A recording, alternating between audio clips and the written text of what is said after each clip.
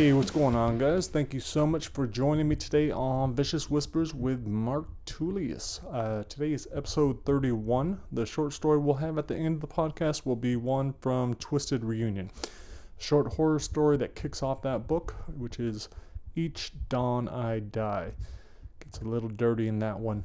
I thought that was a perfect way to start the book. A little intimidating, a little scary, but I think it sets the tone for the entire thing. It's like, if you can't handle that first page, just put the book down.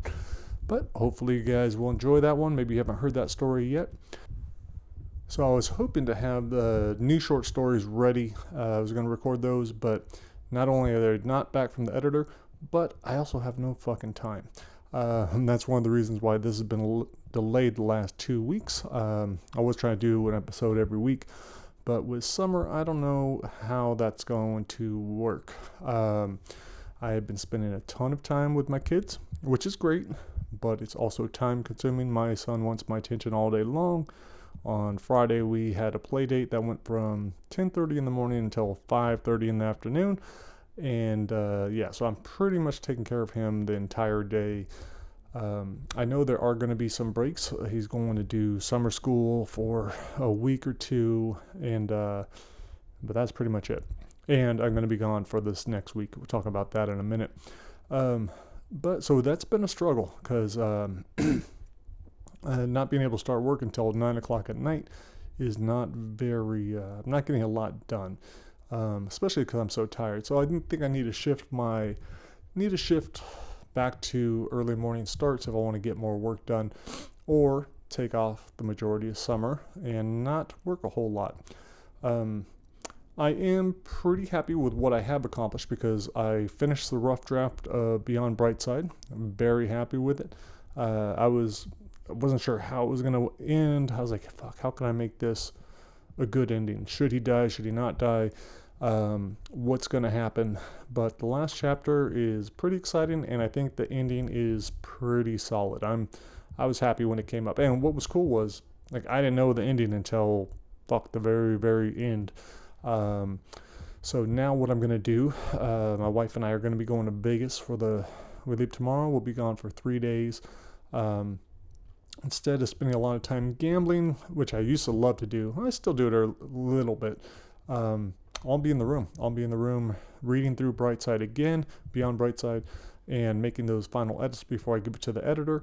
I thought that was going to make the most sense. Right now it's 60,000 words. After I do this next pass, fairly quick. I reread it over the last 3 days, was happy with it. Made a lot of changes just on paper. Now I have to go back through, actually input all those changes and see how many words it gives me. I'll give it to the editor, tell her some of my concerns, see what she thinks. I just don't want to put in a lot of work on this draft because shit's going to change. I might, I don't want to spend a lot of time perfecting something that's going to maybe be cut completely or whatever else. So that will give me time to work on my other projects. The other thing I'll be doing in Vegas is working on the last 6 short stories from this next collection I have coming up. I think there's 29 or 30 stories total. These 6 kind of suck. One of them doesn't suck. One of them just wasn't worked on yet, called In the Cards, about a tarot card reading. So I will be fixing those up. I already have all my notes. I've already read through them all, so it's just a matter of spending a little bit of time. And that's one of my favorite things. Every time I would go to Vegas, just having a quiet room where I could drink or smoke, do whatever, and just focus with no interruptions. So that is what I will be doing. We'll also catch a show. And what's cool is my buddy Casey Milliken, he just opened up Tribe Brazilian Jiu-Jitsu with his wife, and right in Vegas. And so I just hit him up today and asked him if he'd be interested in doing a podcast. Casey used to fight. He's one of the guys I interviewed for Unlocking the Cage. Really good guy. Actually want to do some writing with him. He hasn't had a chance to get into that yet, but hopefully we'll discuss that a little bit on the podcast. And I think it would just be cool to check out his new gym. My wife will be training there. She just got okay to start training jiu-jitsu, and she went the other day, felt pretty good. I will not, probably, because my shoulder's been a mess. I actually just got a MRI ordered because I'm pretty sure there's a tear. The stem cell was doing so awesome. And then, but it was recently exposed, just my limitations. And I think I don't know whether or not I'm going to need surgery, but I definitely have to have that MRI. So right now I'm not doing yoga, I'm not doing jiu-jitsu, I'm just pretty much at home playing with my kids. Right after I get done with that trip, so that we're going to be gone Thursday to Sunday, should be a lot of fun. Then on Monday I fly up to Portland to visit my buddy Michael Foreman. I mentioned him before. He's the guy who, unfortunately, he's dying of leukemia. He's hoping he'll make it to the end of the year, but that's one reason why I wanted to get out right away to see him. My wife and I are going back out there in July because he's having a celebration of life. Invited all his friends just to hang out, have a good time, say the last goodbyes. So we're also doing that, but I wanted to go and meet with him for a few days ahead of time. I'll be staying with him, interviewing him and his wife about traumatic brain injury, CTE. He's in the Boston Mayo Clinic, and so it'll be good to see him. It's also very scary, as I mentioned before, having to take a look at where I am brain-wise, where my friends are. I often wonder how I'm going to end up, but I also realize that shit's pointless. I might as well enjoy life and get the most out of it while I can. And who knows, maybe I'll live to be a old motherfucker. So what else? My son's been swimming all the time. We've been using our pool a lot, which has been fun. I can't swim because of my shoulder. I tried one day, and the next 2 days I couldn't move my shoulder. Ton of pain. So that was a bummer, but it's awesome seeing how much he enjoys it. He'll swim all day if I let him, which is great. He's also still doing jiu-jitsu, really enjoying the combat jiu-jitsu class, which is cool because we got to talk about, okay, what do you do if you're ever in a real fight? The kid's a redhead with tons of freckles and on the small side, so I think that'll be good to prepare him. And he's in musical theater. He loves to sing and dance and everything else, so that is one reason why we are putting him in jiu-jitsu. I would say that's the quick wrap-up of what I've been doing. I think I probably will hit all my goals as far as what I wanted to do this summer. Maybe I overreached on a couple of things. Haven't been doing that much with my daughter because she's been busy and stuff. So because we were going to do the marketing and working on my different books, but not only does she not have time, I don't have time. So don't know when I'm going to get to the marketing part of things. Definitely need to, but for now, I'm just working on creating. All that other stuff will come up. I will be doing something with the Horror Writers Association. They needed some people to talk on a panel about young adult horror fiction. So that'll be cool because that'll be in August 3rd and 4th at the Long Beach Convention Center. Midsummer Scream. I think I went to it once before, so I will be one of the panelists, and then I will be there selling books, signing autographs, that kind of stuff.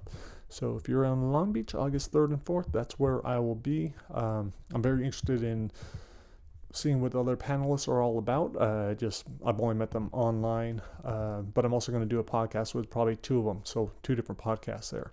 I think I'm going to start doing more of that since I'm finding myself a little bit too boring to talk by myself.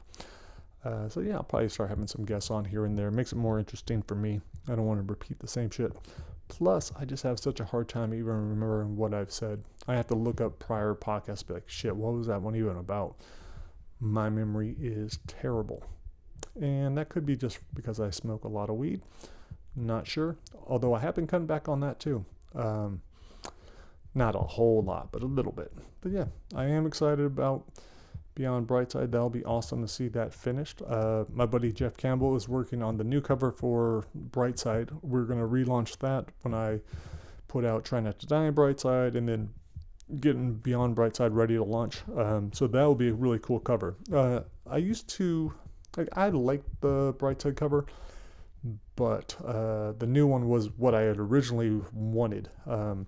And just never got. So now that I'm pretty much saying, okay, this is what I want. I know exactly what I want. Here's what it looks like. Do it like this. I think it's going to be nice. So that'll be cool to have coming out. He's working on that now. Probably have that in the next month or so.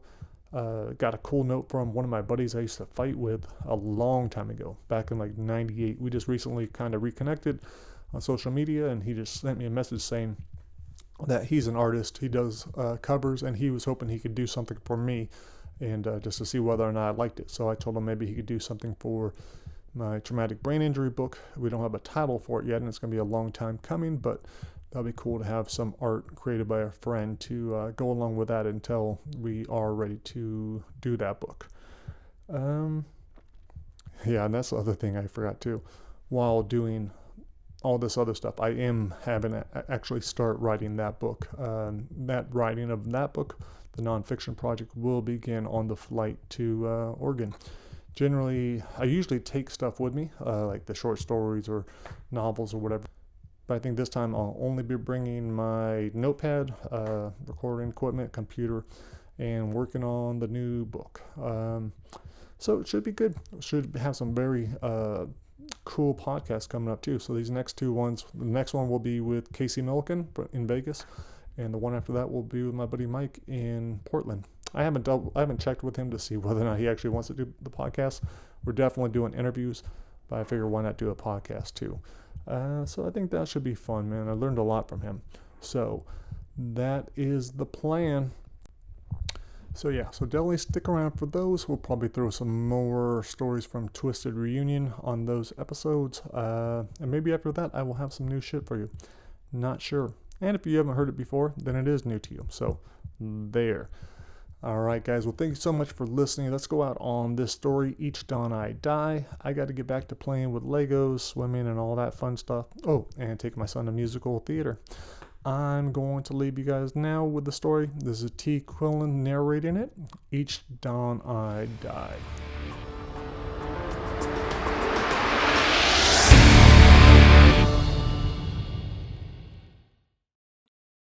Each dawn I die. The girl he called Laura buried her face in the pillow. Her crying returned to full-blown sobs. Vic stroked her shoulder and tried to shush her. Wished he could remember her real name. She eased up a little with his touch. "There you go. That's better," he said. "It's not that I don't like you, but I gotta sleep by myself." She jerked away from him. "It's nothing personal," she screamed into the pillow. "I know." Vic stopped pretending with his nice voice. "You need to get up." He grabbed the stained wipe-up towel and wrapped it around his waist. She peeled her face away from the pillow and looked at him, her face a black mess of smeared mascara. Sounding much younger than the 18 years she claimed, she asked, "Where are you going now?" Vic opened his bedroom door and called to George, who was passed out on the couch. "Hey, I need you to help me out." No, I don't want anybody in here," the girl pleaded. George had been Vic's boy for nearly a decade. They'd met in Principal Jenner's office after getting caught buying ecstasy. George rubbed his eyes and ran a hand over his shaved head. "Come on, lady, you gotta go." "Oh my God," she said to Vic. "You're such a jerk." Vic turned his face to her. "I'm sorry, I have to get up early. George will take you home." "I can't go home. I told my parents I'm staying at Amy's." Vic rolled his eyes at the ridiculousness. He needed to start doing a better job of checking IDs. As he headed for the bathroom, he told George, "Handle this quietly, please." He could hear her yells with the door closed, even with the shower running. The sound of the radio, though, made her disappear. When he walked out of the bathroom, she was still gone. He slipped on his boxers and fired up his laptop, opened the website. 15,000 views. Not bad for a half-dead fish in the sack, he thought. Vic had been running his site, Maybe Legal, for 2 years. The numbers had been on the uptick for the past 9 months. All of Vic's girls were real. Real homely, real naive. Some were real ugly, but most importantly, they were real virgins. Virgins weren't easy to come by these days, but Vic made do by prowling the malls and local water park. Their first forays into porn were then broadcast to 53 countries. Vic got fan mail from all over, none stranger than one from a guy in Bulgaria, asking if he could shoot a video with a girl riding a G.I. Joe action figure. 3 quick knocks at the door, and Vic jumped to his feet. He checked the eye hole. Too many of the girls came running back for their phone, panties, or just to see if he'd call them the next day. Most never wanted to see him again. He was shocked at how many did. George entered, his hand pressed to his ear, small trail of blood running down his neck. "Stupid bitch," Vic asked. "What the hell happened to you?" "She bit me, man. She fucking bit me." "Bit you?" "Yeah, I was telling her how good she looked. Thought maybe I'd get some seconds, and then she fucking bit me." George went to the bathroom to clean up, and Vic laughed, grabbed an energy drink from the fridge. He cracked it open and took a long swig. Not really caring, he asked, "She say anything?"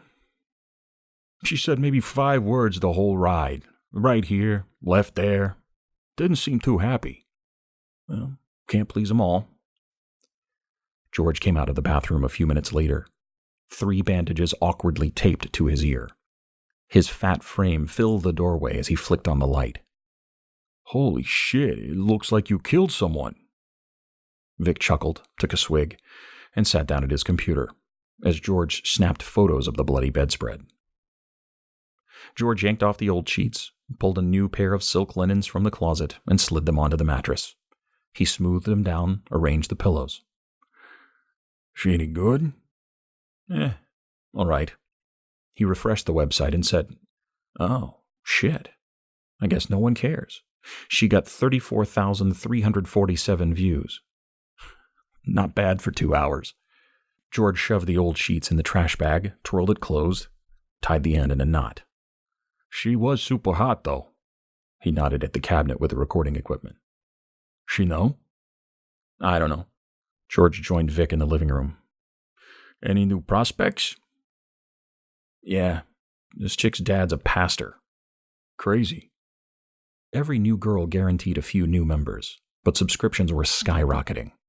Tonight, Laura had already brought in 74 at $20 a pop. George shook his head, helped himself to the fridge. "I don't know how the hell you do it." Vic wanted to say that it was because he made them feel special, but even he didn't believe that anymore. "Got anything lined up for tomorrow?" George plopped down on the couch, smacked his lips with each bite of yogurt. "Need me to stick around, or can I, He was interrupted by a pounding on the front door. "Did you not lock the front gate?" Vic asked. "I did. I always do." Vic shook his head, got up from the computer, but reconsidered answering the door. "See who it is." He headed into the bedroom. "I'm not here." Another bang. George took another bite of yogurt. "They're not here for me." Vic was too tired for this. "How much do I pay you? You want to get a real job?" George muttered under his breath and headed to the door. He opened it and said, "He's not." An old woman in a dark brown dress barged across the threshold, backed George to the wall without so much as a touch, her decrepit finger and long, brittle nails inches from his lips. He pointed towards the bedroom. Vic threw on his robe and barely beat the woman to the doorway, not wanting to get trapped in this room with her. The woman looked Middle Eastern, like her leathery brown skin had been blown dry by wind and sand. Her angry eyes were cold and red from tears. Vic motioned towards the door. "You need to get out of here." The woman brought her hand to her mouth, spit in it, and flung the saliva toward Vic. She shouted something that he couldn't understand, but the hatred translated perfectly. Vic wiped the spit from his face, pushed the woman towards the front door. "Get out of here before I call the cops, you psycho bitch." Vic looked at George, but George didn't move. The woman did. Turning her back on Vic, she stopped next to George and spoke in broken English. "You part of this?" He shook his head and kicked the trash bag. I just clean up." Vic's face still felt wet, but his hand came away dry. "Look, I'm calling the cops," he said, headed for the phone, "so you better get the fuck out of here." The door slammed. The woman had already left, and George threw the deadbolt. "Why did you let her in?" Vic said. George's face was whiter than the time he thought he'd had testicular cancer. "Who was she?" Vic hurried to the sink and splashed water over his face. "How the hell would I know?" You've never seen her?" There was a large Lebanese community on the south side of town, but Vic rarely went down there. Something about her seemed familiar, though. Maybe from a restaurant. I got no idea. George pointed to the computer. You probably screwed her granddaughter. That wasn't just some random nut job. Chill out. I bet you anything, George said. Vic waved him off and George grabbed the trash bag and camera. I'd be careful, Vic. She could come back. Maybe I'll have to get someone over here that can actually do something about it, Vic said as George left. Vic had hired George because he was big and didn't ask for much money. Maybe Vic needed to spend some serious cash for legitimate protection. The number of girls on the site had climbed to 63, and at least half a dozen of them probably had dads in the picture. Vic threw the deadbolt and walked over to the computer. He wasn't worried, but it'd be good just to make sure. Another fan had called him the Virgin Slayer. He liked that, thought about adding it to his masthead, then scrolled through the photos. He was 3 months deep when Becky's profile and bloody sheet popped up. She'd been his waitress. They'd gone out drinking. He'd brought her home. Waitress. Shit. The old woman had been at the counter. Becky had introduced her as her grandmother. George had been right. How had she found him here? Had Becky actually told her grandmother about what had happened? It had been 3 months ago. Vic couldn't sleep. His bedroom was pitch dark. There was a loud noise outside. It sounded like something scraping his shuttered bedroom window. It's not the old lady, he told himself, ashamed to even think something so stupid. He was on the 3rd floor. It was probably a bird on a window ledge. Still, the old bitch had been in his head all night long. It was almost 6 o'clock. The sun was about to come up and he needed rest for a heavy day at the gym. Vic grabbed a pair of earplugs and a sleep mask from the nightstand. He had one earplug in when the scrape came again, deeper and louder. Stop being a pussy. Vic pulled back the shutters and saw the first rays of light washing away the last of the pre-dawn shadows.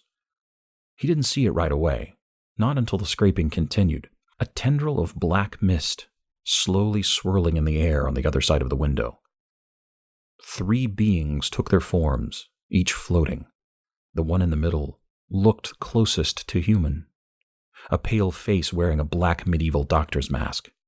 He wore a dark robe, his bony hand gripping a scalpel.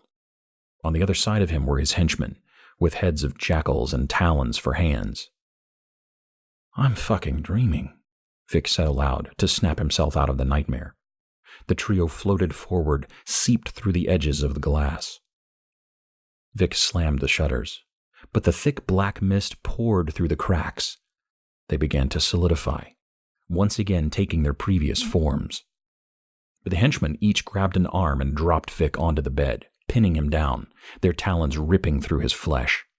The doctor produced a curved metal tube from his dusty robe, inserted it between Vic's lips. It clinked against Vic's teeth, tore into the back of his throat. Vic studied the doctor's pale, rotting face, searching the black sockets that should have held eyes. The beast's chuckle paralyzed Vic as the blood poured down his throat. The doctor whispered something unintelligible, produced a glass jar filled with spiders and scorpions scrambling over each other. He unscrewed the lid and held it to the tube. Vic's mind screamed as the creatures poured inside him. His body bucked against the henchmen who were holding him down. Soon the container was empty. The death doctor tossed it aside. Vic never heard it hit the floor.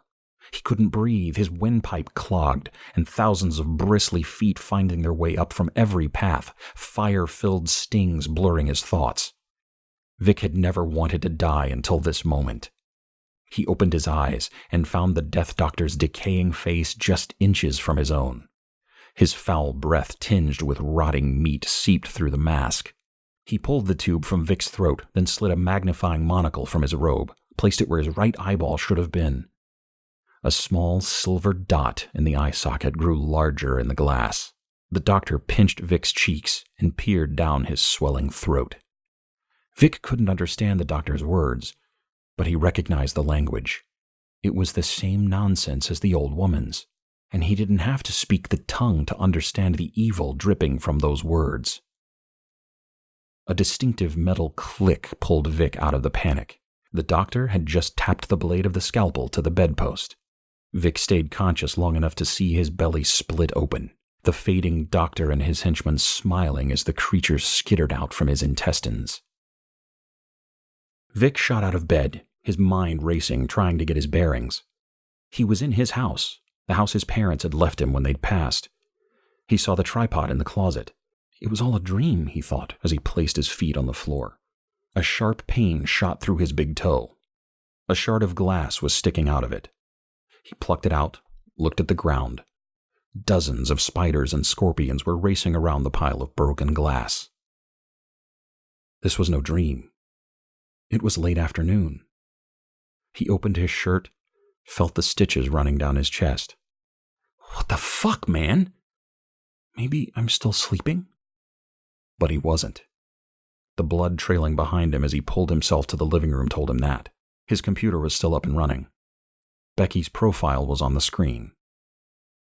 But he turned it off, hadn't he? The old woman's laugh echoed in his head. Had she slipped him something?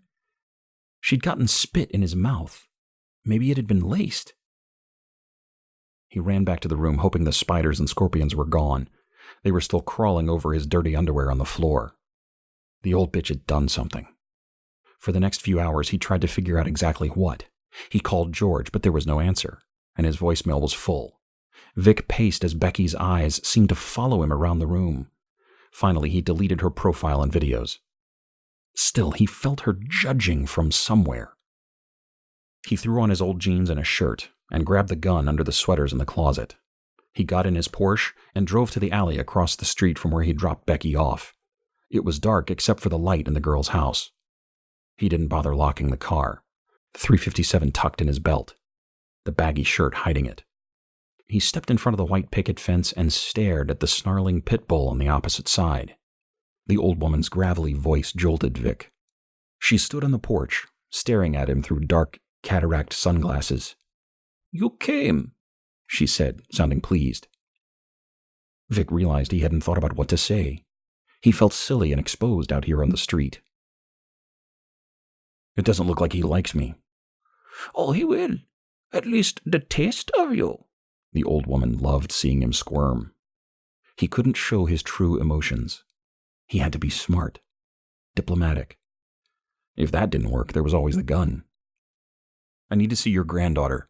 "I have no granddaughter." "The young girl that works with you. She introduced us. That's why you came over." "That's not why I came over." "I want to apologize." It actually felt good to say that. But the look of disgust on the old woman's face made Vic want to shrivel up and disappear. "You don't even know her real name, but suddenly you feel the need to apologize. Why?" The girl's name came back to him. "Gabby. Her name's Gabby." "Gabrielle." "I already took her off the website. I destroyed the recording." "How thoughtful." The old woman spat on the ground. "I can pay you. She deserves that. $5,000? "That's the filthy money you make off of all those poor girls. Using them like they were trash." "I didn't use them. I gave them..." "You lied to them." "Look, I'm sorry if you think I... Can I please talk to her?" The old woman shook her head. "She didn't come down for breakfast one morning. I went to her room, saw the computer was on. There was a movie playing on the screen. I watched 10 seconds of the filth and turned it off. I heard the water running. Gabrielle was in the bathroom. The bathwater was so red I couldn't see her legs.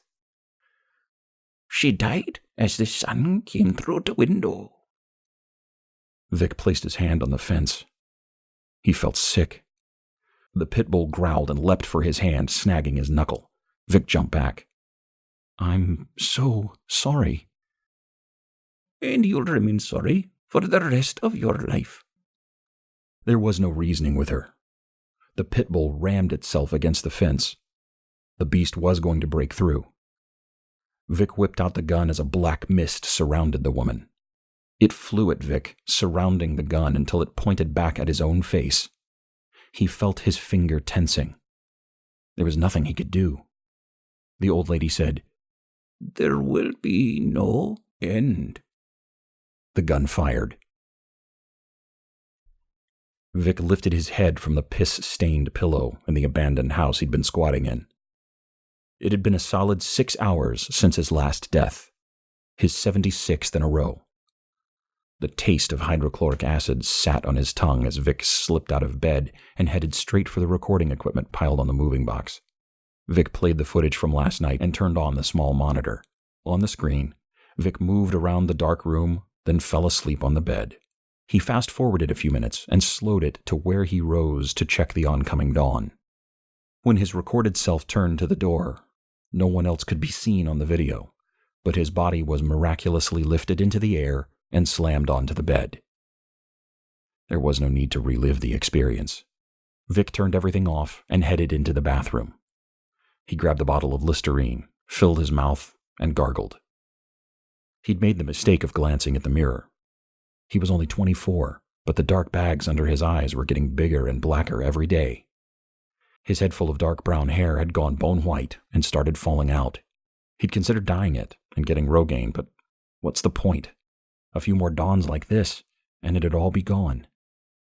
Maybe that was part of the curse, to end up looking like that damn woman. All he needed now were the liver spots. Vic spat the mouthwash out and grabbed his toothbrush. If the Listerine couldn't kill the taste of the acid, he doubted the toothpaste would help, but he gave it a shot. The sight of his emaciated arm moving back and forth made him break down and weep. He was falling apart. He'd lost over 50 pounds since the curse. With his withered frame, he could never again seduce a female, but that was the last thing he wanted now. He just wanted this to end. How nice it would be to fall back to sleep like a normal person and wake with the sun pouring through the window. He used to sleep in every morning. Now he was lucky to get a couple of hours of fitful rest each night. Vic threw on his jeans, put on the dark blue tank top that used to showcase his biceps, but now only exposed his atrophied arms. Death did not exist. Not for him. Whether it was the doctor and his henchmen, or by his own hand, the permanence of death couldn't happen. He tried everything, slitting his wrists, jumping off skyscrapers, bridges. He'd driven his car off a cliff and eaten more bullets than he could remember. Sleeping pills didn't work either, always wearing off at first light. Vic had fled west in an attempt to escape the dawn, but the bastards had followed and flooded his throat with a steady flow of viscous oil. They lit it on fire in Illinois. They forced razor blades through his trachea in Albuquerque. Then the doctor took a chainsaw to his chest in Wyoming.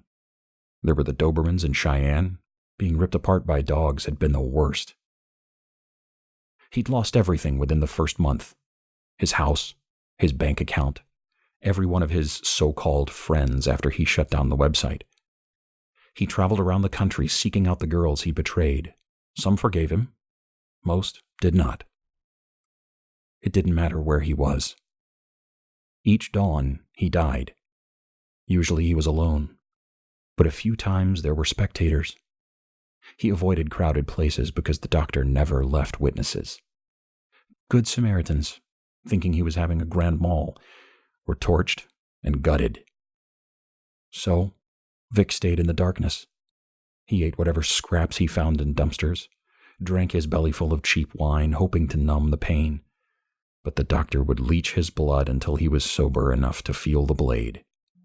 Vic prayed for natural causes to eventually strip him of his strength. Prayed the doctor would one day grow tired and find someone new. But each morning he'd rise and see that wretched sun. This was his life, and it would never end.